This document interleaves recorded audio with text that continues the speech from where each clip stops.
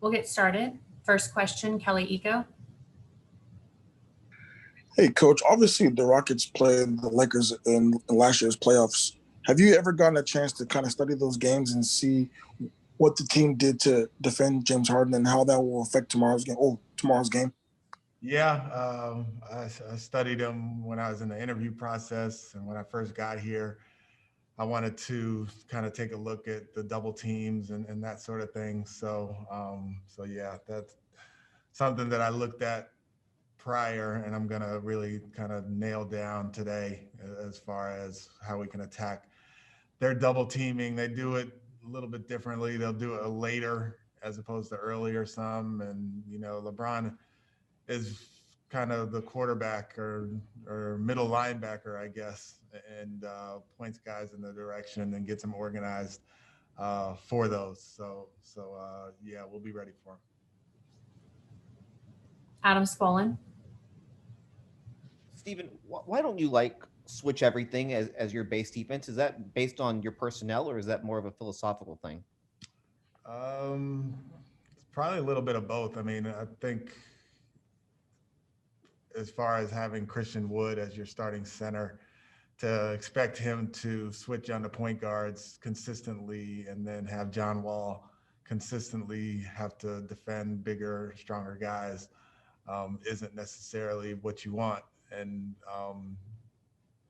historically, I guess it's always been best to kind of fight through things, and at times switching can be almost like the easy way out, where I want us to be fighting through and really principled on the defensive end. Not to say that we can't be tilted more one way or the other depending on who we're playing against, but with our roster, the way it's built, and with our personnel, I think that the best way for us to do it is to be base, be a little bit more traditional, and then go to switching as an adjustment as opposed to our base.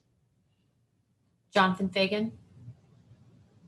Yeah, kind of following up a little bit on Kelly's question, was the way some of the offense has been changed and tweaked, was it specifically in mind for the way defenses had evolved last year? We saw it with the Lakers, but Clippers, Hornets, a few others also came to start double teaming much later in the possessions. Was that what you had in mind with some of these changes? And do those changes sort of defeat that option? I wouldn't say it necessarily defeats it, but it allows you to attack a little bit quicker. So you don't get deep into those possessions where you're late in the shot clock and you're dealing with that.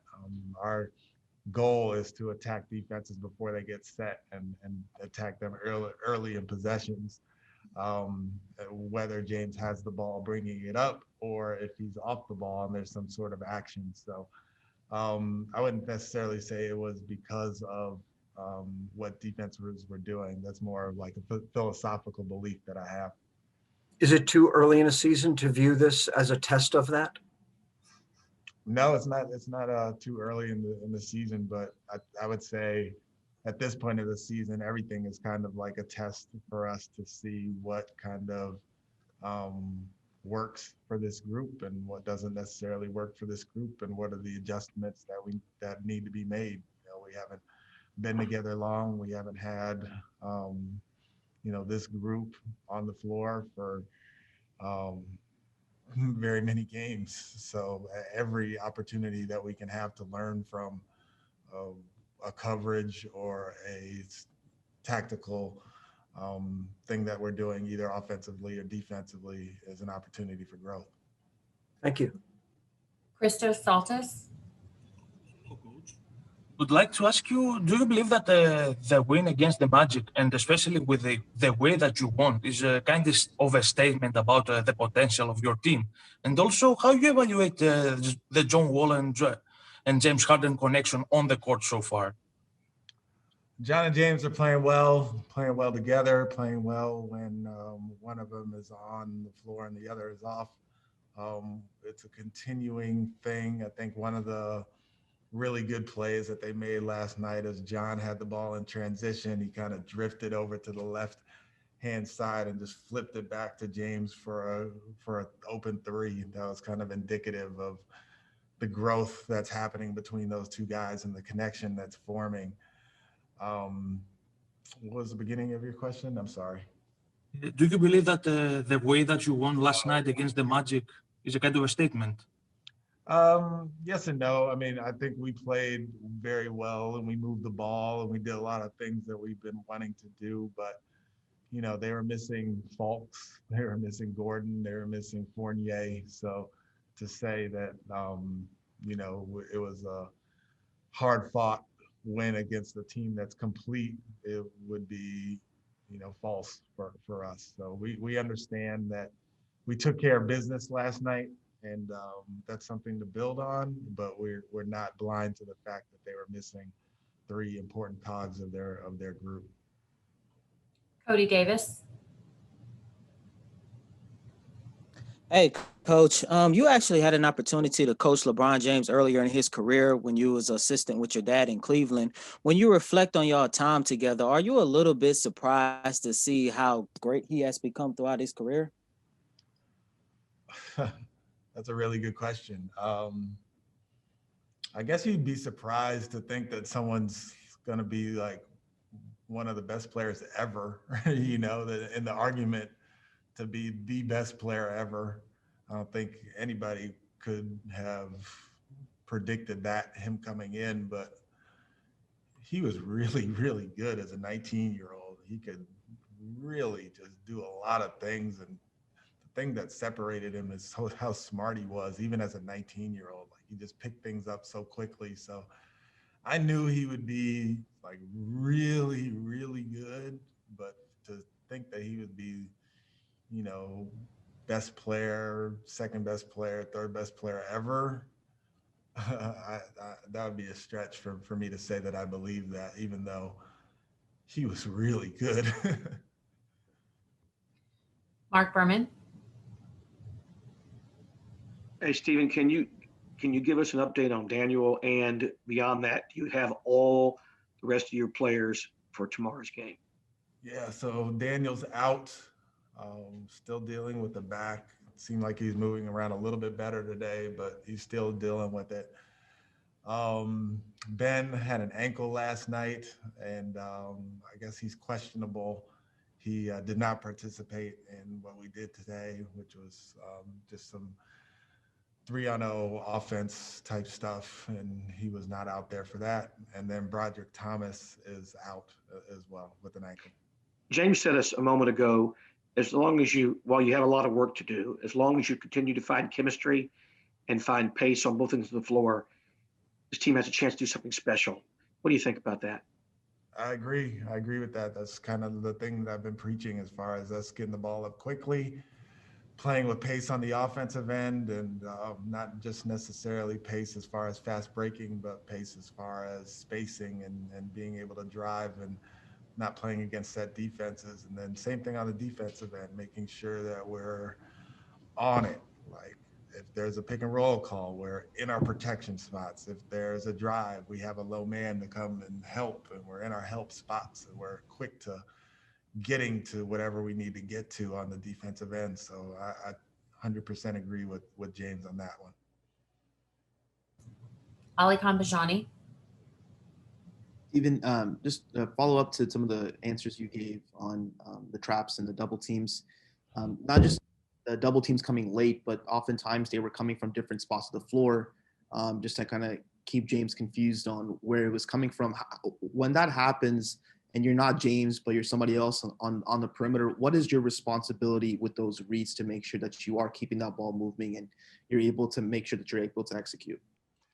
Yeah, without getting too deep into like our actual scheme against the double teams, we're just trying to make the next guys available and trying to create opportunities where there's 3-on-2s, 4-on-3s situations where, they have less guys defending us than we have on the offensive end. So it's everybody making themselves available to James, so he has easy decisions to make, whether he is going to go or give it up and let us play against an overload. Jerome Solomon,